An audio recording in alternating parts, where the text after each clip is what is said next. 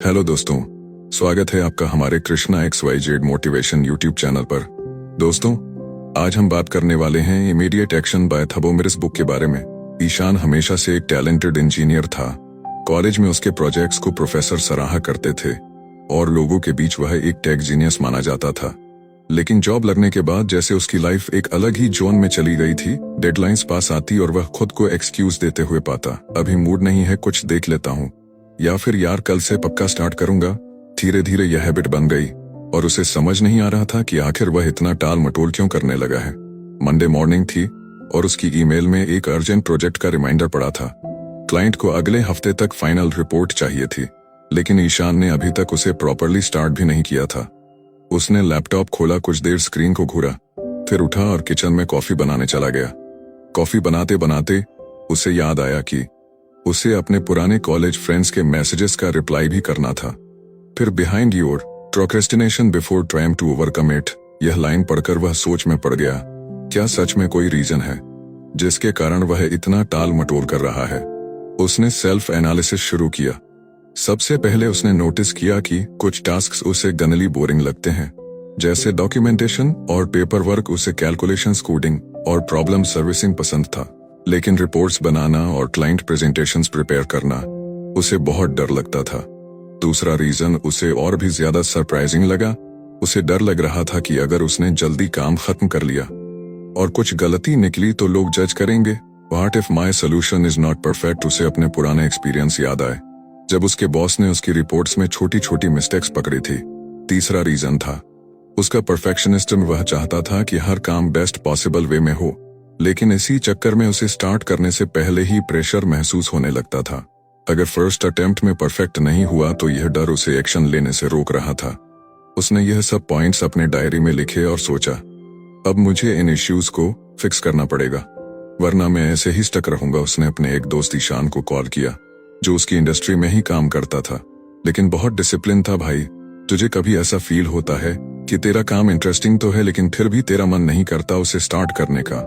ईशान हंसा, अरे यह तो हर किसी के साथ होता है, बस डिफरेंस यह है कि कुछ लोग इसे समझकर कंट्रोल कर लेते हैं और कुछ लोग इसे हैबिट बना लेते हैं। तो फिर तू कैसे हैंडल करता है? सिंपल, मैं पहले आइडेंटिफिकेशन बनाता हूँ। ईशान को यह आइडिया अच्छा लगा। उसने सोचा कि अगर वह पूरे रिपोर्ट प्रिपरेशन को एक ही बार में करने की सोचता रहेगा तो ऑब्वियसली उसे ओवरवेलमिंग, चलो बस एक पैराग्राफ ड्राफ्ट कर लेता हूँ, और वह भी हो गया। उसका डर धीरे धीरे कम होने लगा। उसे समझ आया कि सबसे मुश्किल पार्ट होता है काम स्टार्ट करना। एक बार स्टार्ट कर लिया तो मोमेंटम खुद बखुदा को कंट्रोल में लाएगा। अभी उसके सफर की शुरुआत ही हुई थी। ईशान को अब समझ आ गया था कि उसका प्रोक्रेस्टिनेशन सिर्फ आलस नहीं था, बल्कि उसके दिमाग में भरा हुआ क्लट था जो उसे आगे बढ़ने से रोक रहा था। लेकिन अब भी वह पूरी तरह उस पैटर्न से बाहर नहीं निकल पाया था। कभी कभी फिर से वही पुरानी आदतें पकड़ लेती, काम करने बैठता, लेकिन बीच में कोई नया थॉट आ जाता और वह दूसरी चीजों में भटक जाता।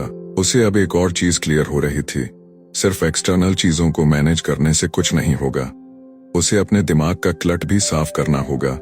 एक शाम जब वह अपनी डेस्क पर बैठा था, उसने गौर किया कि उसके आसपास कितना सारा फिजिकल क्लट पड़ा था। पुराने बिल्स, आधे लिखे हुए नोट्स, पिछले साल के कॉन्फ्रेंस के ब्रोशर्स, कुछ रैंडम पेपर्स, सब कुछ यूं ही फैला हुआ था। उसे याद आया कि एक बार उसने कहीं पढ़ा था कि एक्सटर्नल क्लट मेंटल क्लट को बढ़ा देता है। उसने फैसला किया कि सबसे पहले वह अपनी वर्क स्पेस को साफ करेगा। वह उठा, एक बड़ी सी खाली बॉक्स ली और जो भी चीज उसे जरूरी नहीं लगी सब उसमें डालने लगा। कुछ चीजें रखनी जरूरी थी, लेकिन उनका कोई प्रॉपर प्लेस नहीं था। उसने सोचा कि यही तो उसकी पूरी लाइफ में भी हो रहा था। कुछ इंपॉर्टेंट थॉट्स थे, लेकिन वह इधर उधर बिखरे पड़े थे, जिसकी वजह से उसकी क्लैरिटी खराब हो रही थी। जब उसका डेस्क साफ हो गया तो उसे एक अजीब सी सेटिस्फैक्टरली क्लट नहीं, उसके दिमाग में भी बहुत सारी अनफिनिश्ड चीजें भरी पड़ी थी। कुछ ऐसे काम जो उसने शुरू तो किए थे लेकिन कभी पूरे नहीं किए, कुछ ऐसे डिसीजंस जो उसने टाल दिए थे, और कुछ ऐसे गोल्स जिन पर उसने कभी एक्शन ही नहीं लिया। उसने अपनी डायरी निकाली और सारे ऐसे टास्क्स लिखने शुरू किए जिन्हें उसने कभी पूरा नहीं किया था। लिस्ट लंबी होती गई। कुछ पुराने ईमेल्स का रिप्लाई करना, कुछ फ्रेंड्स से कॉल करने का प्लान था जो कभी हो ही नहीं पाया, एक प्रोग्रामिंग कोर्स जो उसने ज्वाइन किया था लेकिन हाफ वे छोड़ दिया था, कुछ ऐसे पर्सनल गोल्स जिनके बारे में सोचा था लेकिन कुछ किया नहीं। जब उसने पूरी लिस्ट देखी तो उसे लगा जैसे उसके दिमाग में हर वक्त यह सब एक बैकग्राउंड नॉइज की तरह चल रहा था, जिसे वह कभी प्रॉपरली नोटिस नहीं कर रहा था। यह सारी इनकम्प्लीट चीजें उसे मेंटली एग्जॉस्ट कर रहे थे और वह खुद भी नहीं समझ पा रहा था कि उसका दिमाग इतना हैवी क्यों महसूस करता है। उसने डिसाइड किया कि अब वह एक एक करके इन सारे पेंडिंग कामों को पूरा करेगा। सबसे पहले उसने वह ईमेल्स भेजी जो उसे महीनों पहले भेजनी थी। फिर उसने उन 2 दोस्तों को कॉल किया जिनसे वह बहुत समय से बात नहीं कर पाया था। हर बार जब वह एक छोटा सा इनकम्प्लीट टास्क पूरा करता, उसे अपने दिमाग में कुछ सी रिलीफ महसूस होती। फिर उसने अपने पुराने कोर्स को देखा जो उसने हाफ छोड़ दिया था। उसे याद आया कि जब उसने वह कोर्स शुरू किया था तब कितना एक्साइटेड था, लेकिन बीच में कुछ और अर्जेंट काम आ गए और उसने उसे टाल दिया था। उसने सोचा कि अगर वह इसे पूरा नहीं करना चाहता तो उसे ऑफिस ड्रॉप करना चाहिए ताकि उसके दिमाग में यह एक ओपन लूप की तरह ना रहे। उसने कोर्स के डैशबोर्ड में जाकर देखा और सोचा चलो कम से कम एक मॉड्यूल तो कंप्लीट कर लेता हूं, और उसने वो शुरू कर दिया। उसे खुद भी यकीन नहीं हो रहा था कि जिस काम को वह महीनों से टाल रहा था उसे बस स्टार्ट करने की देर थी। धीरे धीरे उसने महसूस किया कि उसका माइंड पहले से ज्यादा क्लियर हो रहा था। अब जब वह अपने एक्चुअल गोल्स पर काम करता तो वह ज्यादा फोकस्ड महसूस करता। उसे पहले जो ओवरवेलम महसूस होता था वो कम होने लगा था।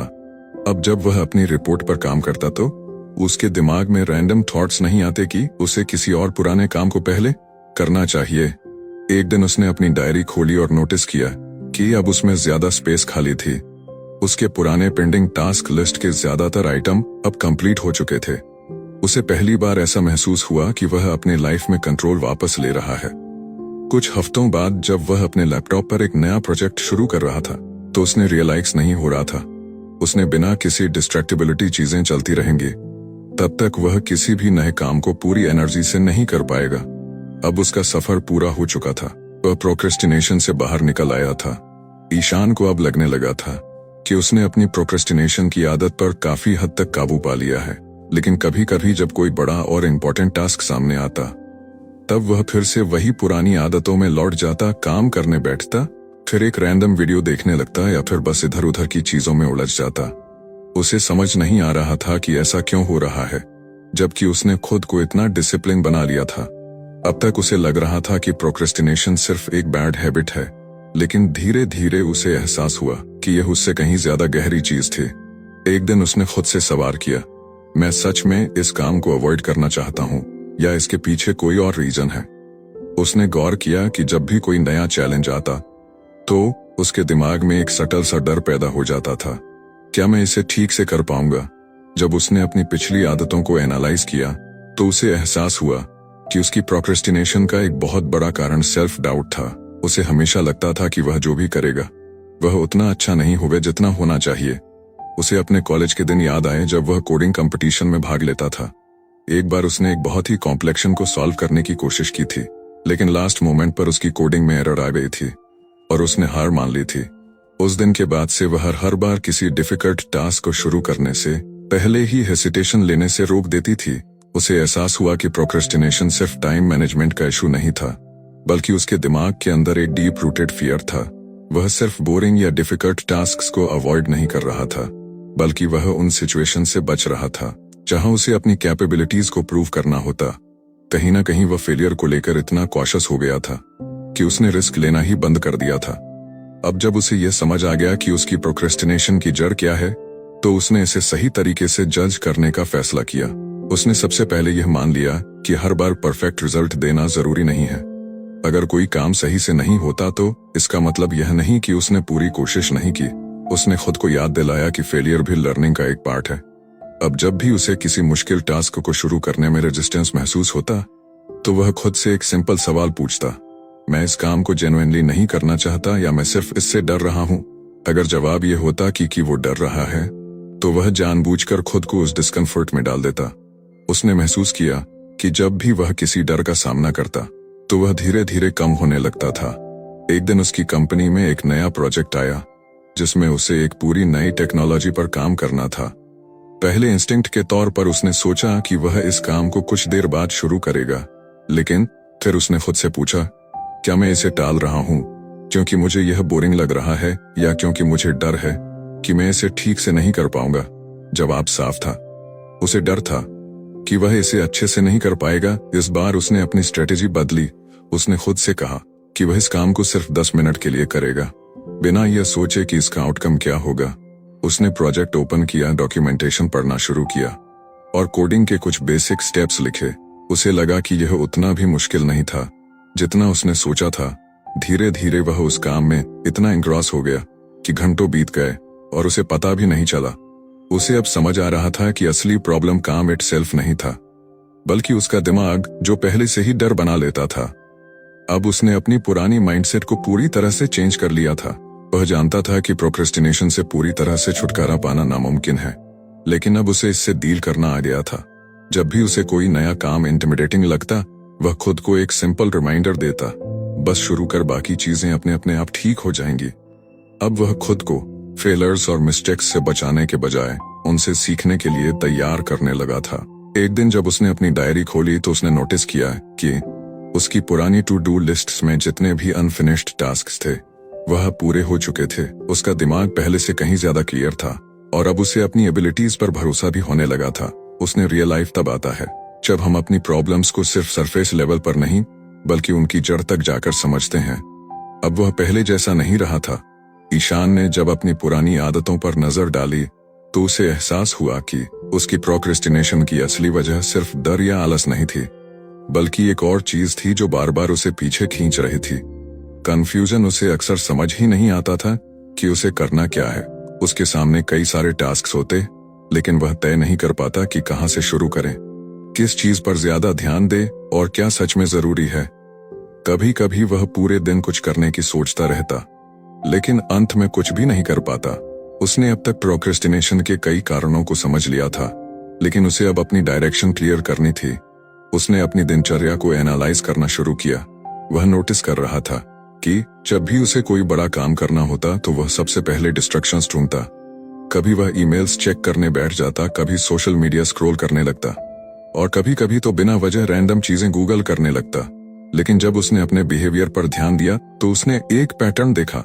जब भी उसे यह पता नहीं होता था कि उसे एग्जैक्ट क्या करना है, तो उसका दिमाग नेचुरली उन चीजों की तरफ भागने लगता जो आसान थी। यही उसकी सबसे बड़ी प्रॉब्लम थी, लैक ऑफ क्लैरिटी। उसने एक दिन अपनी नोटबुक उठाई और लिखा, मुझे सबसे ज्यादा कंफ्यूजन कब होती है। जब उसने इस सवाल का जवाब खोजना शुरू किया तो उसे कुछ चीजें साफ दिखने लगी। पहला, जब कोई काम बहुत बड़ा या वेग होता तो उसे पता ही नहीं चलता कि उसे कहां से शुरू करना है। दूसरा, जब बहुत सारे छोटे छोटे टास्क इकट्ठा हो जाते तो वह ओवरवेल्ड हो जाता और कुछ भी नहीं करता। तीसरा, जब उसके पास कोई क्लियर प्रायोरिटी नहीं होती तो उसका दिमाग हर काम को इक्वल इंपॉर्टेंस देने लगता और फिर वह कुछ भी नहीं कर पाता। अब उसे समझ आ चुका था कि अगर उसे अपनी प्रोडक्टिविटी और फोकस को इम्प्रूव करना है तो उसे अपने गोल्स और टास्क्स को क्रिस्टल क्लियर बनाना होगा। उसने सबसे पहले अपने बड़े और वेग टास्क्स को तोड़ने का फैसला किया। पहले जब वह सोचता था मुझे इस प्रोजेक्ट पर काम करना है तो यह बहुत जेनेरिक लगता था और उसका दिमाग नेचुरली इसे टालने लगता था। लेकिन अब उसने इसे ब्रेक डाउन किया। आज मुझे इस प्रोजेक्ट का रिसर्च पार्ट कंप्लीट करना है, कल मुझे इसका फर्स्ट ड्राफ्ट लिखना है और परसों मुझे इसे रिफाइन करना है। इस तरीके से जब उसने अपने गोल्स को छोटे एक्शनेबल स्टेप्स में डिवाइड किया तो उन्हें शुरू करना बहुत आसान लगने लगा। दूसरी चीज जो उसने की वह थी प्रायोरिटी सेट करना। पहले वह रैंडम कोई भी टास्क उठा लेता और फिर बीच में किसी और काम की तरफ ध्यान भटक जाता। लेकिन अब उसने हर सुबह 5 मिनट निकालकर सिर्फ यह सोचना शुरू किया कि उसकी टॉप 3 प्रायोरिटी क्या है। यह सिंपल सा बदलाव उसकी प्रोडक्टिविटी को पूरी तरह बदलने लगा। अब जब भी वह काम करता तो उसे पता होता कि सबसे पहले किस चीज पर ध्यान देना है। इससे उसका माइंड क्लियर रहने लगा और वह ज्यादा कॉन्फिडेंट फील करने लगा। एक और चीज जो उसने अपनाई वह थी मेंटल क्लट क्लीन अप। उसने ऑब्जर्व किया कि उसके दिमाग में हमेशा बहुत सारी चीजें चलती रहती थी। कभी उसे याद आता कि उसे किसी दोस्त को कॉल करना था, कभी उसे किसी पुराने ईमेल का रिप्लाई देने की चिंता होती, तो कभी कोई रैंडम आइडिया आ जाता जिसे वह भूलना नहीं चाहता था। पहले वह इन चीजों को सिर्फ अपने दिमाग में रखता था, लेकिन अब उसने एक सिंपल टेक्निक अपनाई, हर छोटे या बड़े थॉट को एक जगह लिखना। उसने एक नोटपैड रखना शुरू किया जिसमें वह दिन भर में आने वाले हर रैंडम थॉट को नोट कर लेता। इससे उसका दिमाग फ्री हो गया और जब भी वह किसी काम पर फोकस करता तो उसे बैकग्राउंड में चलने वाली बाकी चीजों की चिंता नहीं होती। धीरे धीरे उसने क्लैरिटी को अपनी डेली हैबिट बना लिया। अब जब भी उसे कोई नया काम मिलता तो वह सबसे पहले यह सोचता कि इसे सबसे छोटे स्टेप में कैसे डिवाइड किया जाए। अगर कोई टास्क अनक्लियर लगता तो वह पहले उसकी पूरी जानकारी लेता और फिर शुरू करता। उसे अब पता चल गया था कि जब भी उसके दिमाग में कंफ्यूजन होती थी तो उसका नेचुरल रिस्पांस प्रोक्रेस्टिनेशन होता था। लेकिन जब उसने अपनी टास्क्स और गोल्स को क्लियर कर दिया तो उसकी यह आदत खुद ही कम होने लगी। कुछ हफ्तों बाद उसने नोटिस किया कि अब उसकी लाइफ पहले से कहीं ज्यादा सॉर्टेड लग रही थी। उसकी पेंडिंग टास्क्स की लिस्ट छोटी हो गई थी, उसके डेली गोल्स क्लियर थे और सबसे बड़ी बात, उसे अब काम शुरू करने में रेजिस्टेंस नहीं होता था।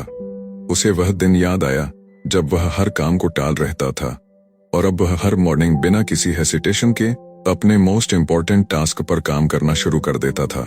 एक दिन जब उसने अपनी पुरानी नोटबुक उठाई तो उसने वह पेज देखे जिनमें उसने अपनी संघर्ष लिखी थी।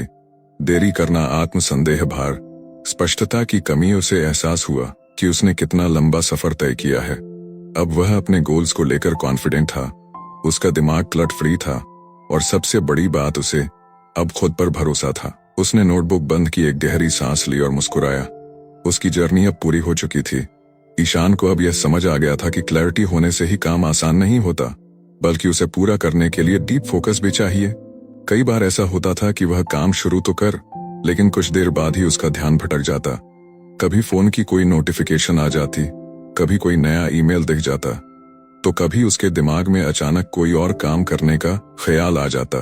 वह सोचता था कि बस 5 मिनट के लिए दूसरी चीज देख ले, लेकिन फिर वह 5 मिनट आधे घंटे में बदल जाते और उसका मोमेंटम टूट जाता।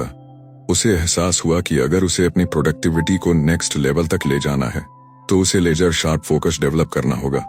उसने सबसे पहले डिस्ट्रैक्शंस को कंट्रोल करने का सोचा।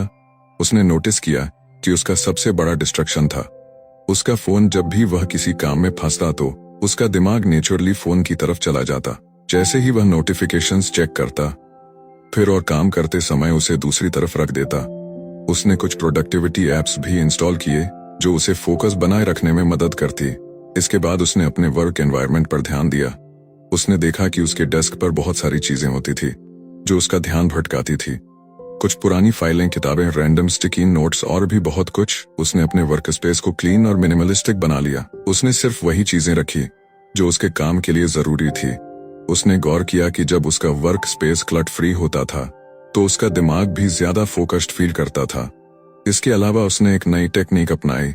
डीप वर्क सेशंस पहले वह मल्टीटास्किंग करने की कोशिश करता था, लेकिन अब उसने सीखा कि मल्टीटास्किंग प्रोडक्टिविटी को बढ़ाने के बजाय उसे और ज्यादा स्कैटर्ड बना देती है। अब वह पोमोडोरो टेक्निक यूज करने लगा।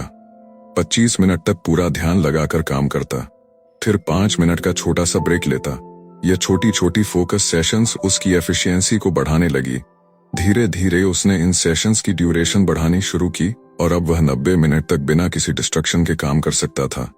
एक दिन उसने नोटिस किया कि उसका दिमाग बहुत जल्दी डिस्ट्रैक्ट करा। जब उसे कोई मुश्किल काम करना होता है, उसे समझ आया कि इसका कारण सिर्फ एक्सटर्नल डिस्ट्रैक्शंस नहीं थे, बल्कि उसके अंदर भी कुछ ऐसी मेंटल हैबिट्स थी जो उसे फोकस करने से रोकती थी। जैसे ही कोई मुश्किल या बोरिंग टास्क आता, उसका दिमाग ऑटोमेटिक उस काम से हटने के लिए कोई बहाना ढूंढने लगता। उसने सोचा कि जब भी उसका ध्यान भटकेगा, वह खुद से एक सवाल पूछेगा, क्या यह अभी सच में जरूरी है? अगर जवाब नहीं होता तो वह तुरंत उस डिस्ट्रैक्शन को इग्नोर कर देता और वापस काम पर आ जाता। अब जब भी वह काम करता तो वह अपने माइंड को कॉन्शियसली ट्रेन करने लगा कि वह डीप फोकस में रहे।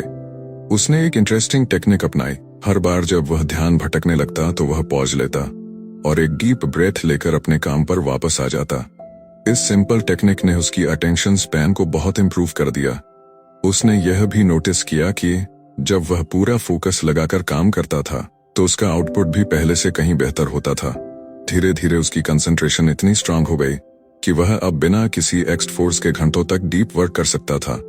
पहले उसे काम करने के लिए मोटिवेशन ढूंढनी पड़ती थी, लेकिन अब काम खुद उसे खींचने लगा था। उसे वह सेटिस्फैक्टरीली डिस्ट्रैक्ट कर पाती थी। उसका दिमाग पहले से कहीं ज्यादा शार्प और डिसिप्लिन लग रहा था। उसने अब अपनी प्रोक्रेस्टिनेशन की आखिरी जड़ को भी खत्म कर दिया था, लैक ऑफ फोकस। ईशान को अब तक समझा चुका था कि प्रोक्रेस्टिनेशन सिर्फ आलस या डिस्ट्रैक्शंस की वजह से नहीं होती, बल्कि उसके पीछे गहरे साइकोलॉजिकल कारण भी होते हैं। जब उसने अपनी पिछली आदतों पर नजर डाली तो उसे एहसास हुआ कि उसकी सबसे बड़ी रुकावट उसके डर थे। वह अक्सर टाल मटोल इसलिए करता था क्योंकि उसे अंदर ही अंदर डर लगता था कि अगर उसने कुछ किया और वह गलत हो गया तो क्या होगा। अगर उसने किसी को कुछ नया प्रपोज किया और लोगों ने उसे रिजेक्ट कर दिया तो, अगर उसने कोई बड़ा प्रोजेक्ट लिया और वह फेल हो गया तो उसकी मेहनत का क्या फायदा। इन सवालों ने उसे कई बार एक्शन लेने से रोका था। उसे अब अपने इन फियर्स को पहचानना और उनसे छुटकारा पाना था। उसने अपनी एक पुरानी डायरी निकाली और उसमें वह सभी काम लिखे जो उसने हर काम के सामने रीजन लिखा कि उसने उसे टालने का क्या एक्सक्यूज बनाया था। कुछ जगह लिखा था कहीं गलत ना हो जाए, कहीं लिखा था लोग क्या कहेंगे, और कहीं लिखा था अभी मेरा मन नहीं कर रहा। लेकिन जब उसने गौर किया तो उसने देखा कि ज्यादातर जगहों पर एक कॉमन थीम थी। डर कि वह अच्छा नहीं कर पाएगा, डर कि लोग उसे जज करेंगे, डर कि वह मेहनत करेगा लेकिन कोई फायदा नहीं होगा। उसे समझ आ गया कि अगर उसे अपनी प्रोक्रेस्टिनेशन पूरी तरह खत्म करनी है तो उसे अपने डर का सामना करना होगा। उसने सबसे पहले अपने सबसे बड़े डर को एड्रेस करना शुरू किया। फेलियर का डर। उसे याद आया कि जब उसने कॉलेज में अपनी पहली प्रेजेंटेशन दी थी तब वह कितना नर्वस था। उसे लगा था कि अगर वह एक भी गलती करेगा तो सब उसका मजाक उड़ाएंगे। लेकिन जब प्रेजेंटेशन खत्म हुई तो उसे एहसास हुआ कि लोग उतना ध्यान ही नहीं देते जितना वह सोचता था। उसकी कुछ बहुत गलतियां भी किसी को याद नहीं थी, लेकिन इसके बावजूद यह डर अब भी उसके साथ था। उसने एक नया तरीका अपनाया।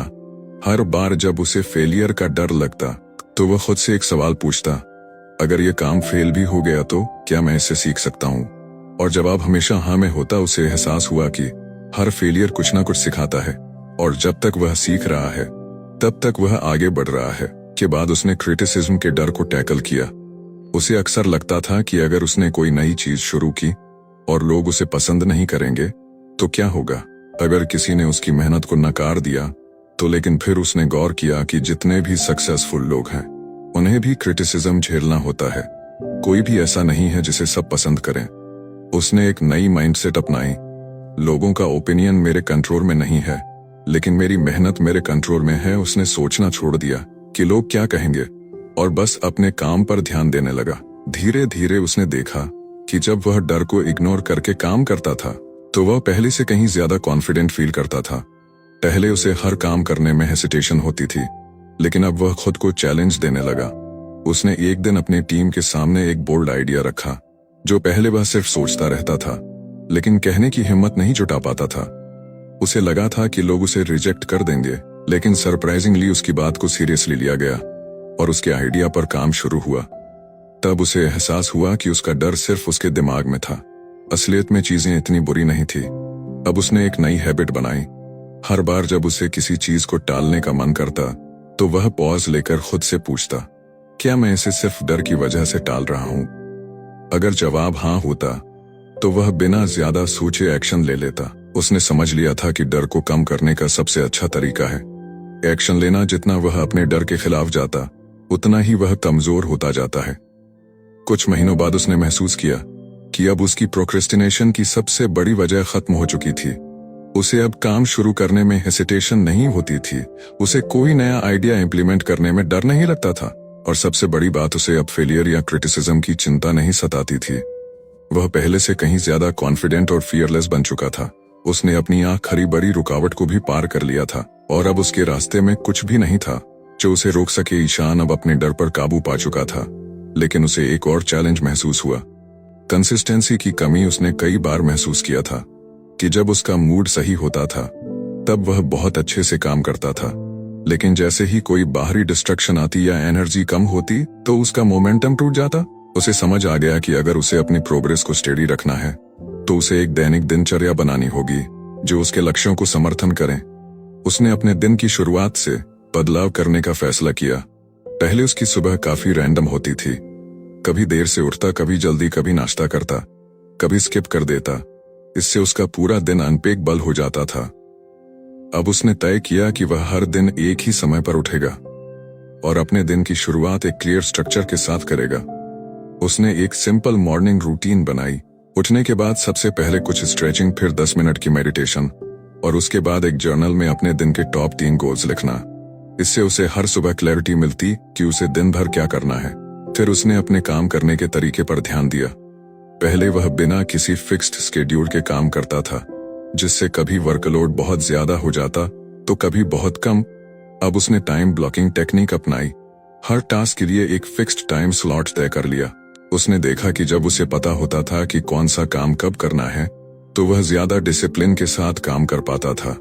उसने अपने सबसे चुनौतीपूर्ण कार्यों को सुबह के समय रखा, जब उसकी एनर्जी सबसे ज्यादा होती थी, और मीटिंग्स या ईमेल्स को दिन के दूसरे हिस्से में शिफ्ट कर दिया। उसने यह भी नोटिस किया कि एक स्ट्रक्चर डे के बावजूद मोटिवेशन हर दिन सेम नहीं होती।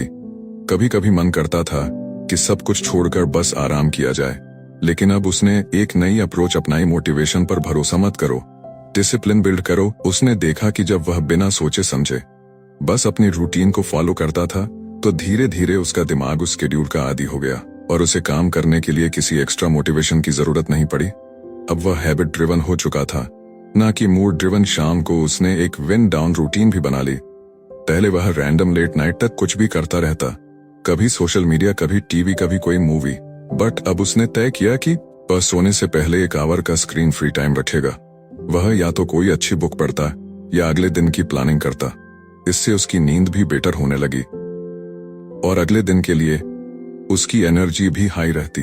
धीरे धीरे उसकी डेली रूटीन इतनी नेचुरल हो गई कि अब उसे कॉन्शियसली एफर्ट नहीं लगाना होता था। उसे एहसास हुआ कि एक स्ट्रांग रूटीन ही उसकी प्रोडक्टिविटी और फोकस को बनाए रखने की थी। अब वह बिना सोचे समझे कंसिस्टेंट प्रोग्रेस कर पा रहा था और प्रोक्रेस्टिनेशन का कोई मौका ही नहीं था। उसके अंदर अब वह डिसिप्लिन आ चुका था जो किसी भी बड़े गोल को अचीव करने के लिए जरूरी होता है। ईशान ने अब तक अपने प्रोक्रेस्टिनेशन के लगभग हर पहलू को समझ लिया था और उन पर काम भी कर रहा था। डर से निपटना सीख लिया था, डेली रूटीन बना ली थी, लेकिन उसे महसूस हुआ कि कभी कभी उसके अंदर एक अजीब सी उलझन बनी रहती थी। ऐसा लगता था जैसे दिमाग में हर समय बहुत सारी चीजें चल रही हैं। पेंडिंग टास्क्स, फ्यूचर गोल्स, छोटे छोटे काम जो बीच में रह गए थे। उसे लगने लगा कि जब तक उसका दिमाग क्लियर नहीं होगा, तब तक वह पूरी तरह फोकस नहीं कर पाएगा। उसने अपनी डायरी उठाई और उन सभी चीजों की लिस्ट बनाने लगा जो अधूरी रह गई थी। पुराने प्रोजेक्ट्स, पढ़ाई की अधूरी किताबें, पेंडिंग ईमेल्स, यहाँ तक कि छोटे छोटे पर्सनल काम जो वह महीनों से टाल आ रहा था। जब लिस्ट पूरी हुई तो उसे एहसास हुआ कि उसके दिमाग में क्लट कितना ज्यादा था। इस मेंटल क्लट की वजह से ही वह हमेशा ओवरवेलम महसूस करता था और कभी कभी बिना वजह थकान महसूस होती थी। अब उसने एक सिंपल स्ट्रेटजी अपनाई, एक बार में एक चीज खत्म करो। उसने सबसे पहले छोटे छोटे टाले हुए टास्क्स पूरे करने शुरू किए। पुरानी ईमेल्स क्लियर की, रेड मैसेजेस का जवाब दिया, अपनी वर्क डेस्क को ऑर्गेनाइज किया और यहाँ तक कि वह किताबें भी पढ़नी शुरू की जो उसने सालों से अनटच छोड़ रखी थी। हर बार जब वह कोई अधूरा काम खत्म करता तो उसे अजीब सा सेटिस्फेक्शन मिलता। धीरे धीरे उसने अपने बड़े टास्क्स पर भी काम करना शुरू किया। उसने अपने सभी गोल्स को फिर से देखा और उन पर क्लैरिटी लाने की कोशिश की। पहले वह बस इस तरीके से सोचता था कि उसे आगे क्या करना है, लेकिन अब उसने अपनी प्रायोरिटी डिफाइन करनी शुरू की। उसने हर गोल को छोटे स्टेप्स में तोड़कर एक प्रॉपर एक्शन प्लान बनाया। अब उसे हर दिन पता होता था कि उसे क्या करना है और उसकी डिसीजन मेकिंग पहले से कहीं ज्यादा शार्प हो गई थी। एक दिन उसने गौर किया कि उसकी प्रोक्रेस्टिनेशन लगभग खत्म हो चुकी थी। अब वह खुद से बहाने नहीं बनाता, काम को टाल मटोल नहीं होता था और सबसे बड़ी बात, वह हर चीज में क्लैरिटी महसूस करता था। उसके अंदर एक नया कॉन्फिडेंस आ चुका था। उसने समझ लिया था कि प्रोडक्टिविटी सिर्फ ज्यादा काम करने के बारे में नहीं है, बल्कि सही चीजों पर फोकस करने और एक क्लियर माइंडसेट रखने के बारे में। अब जब वह अपने जीवन की तरफ देखता तो उसे महसूस होता कि उसने एक लंबा सफर तय किया है। एक समय था जब वह काम टाल रहता था, खुद पर डाउट करता था और अपने डर के आगे हार मान लेता था, लेकिन अब वह अपने हर एक्शन को कंट्रोल करता था। उसे एहसास हुआ कि असली बदलाव बाहर से नहीं बल्कि अंदर से आता है। जब इंसान अपने दिमाग की उलझनों को सुलझा लेता है तो बाहर की दुनिया अपने आप आसान लगने लगती है। ईशान को अब पता था कि आगे चाहे कोई भी चैलेंज आए, वो उसे प्रोक्रेस्टिनेशन में फंसे बिना हैंडल कर सकता है। उसने न सिर्फ अपनी आदतें बदली थी बल्कि खुद को पूरी तरह से ट्रांसफॉर्म कर लिया था। उसकी जर्नी यहीं खत्म नहीं हुई थी, बल्कि अब उसकी असली ग्रोथ शुरू हुई थी। तो फ्रेंड्स, यह थी हमारी आज की बुक समरी। आपको कैसी लगी कमेंट करके जरूर बताएं। और आप हमारे Krishna XYZ motivation YouTube channel को भी सब्सक्राइब करें। मिलते हैं अगले बुक समरी में, तब तक के लिए धन्यवाद।